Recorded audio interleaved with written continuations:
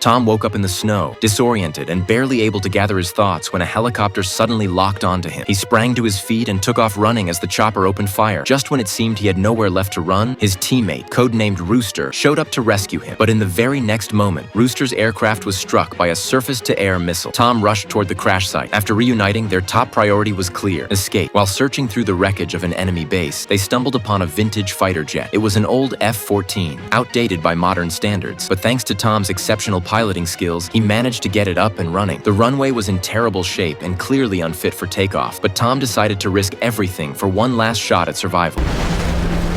It's alive, come on. Here we go. Holy shit.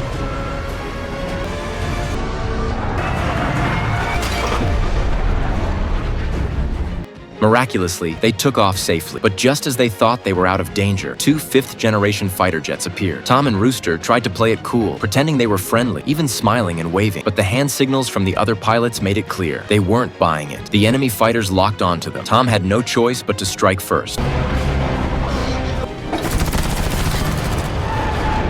He took down one enemy jet almost immediately, but then he was targeted by a missile. With lightning-fast reflexes, he pulled the jet into a steep climb and launched multiple flares to throw off the heat seekers. He circled behind the remaining enemy jet and fired a missile, only for the pilot to skillfully dodge it with a slick maneuver. The dogfight continued into a narrow canyon. Out of missiles, Tom had to rely on pure marksmanship, and it worked. He shot the enemy jet down with just the plane's guns.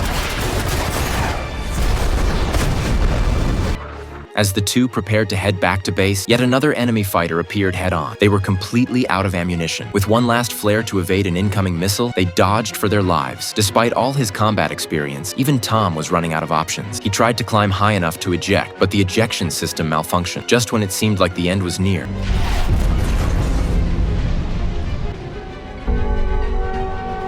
Against all odds, Tom and Rooster made it back to the aircraft carrier alive. They were greeted with cheers and celebration from their crew. Tom's long and storied military career had finally come to an end, and he went on to live happily ever after with his girlfriend, without a care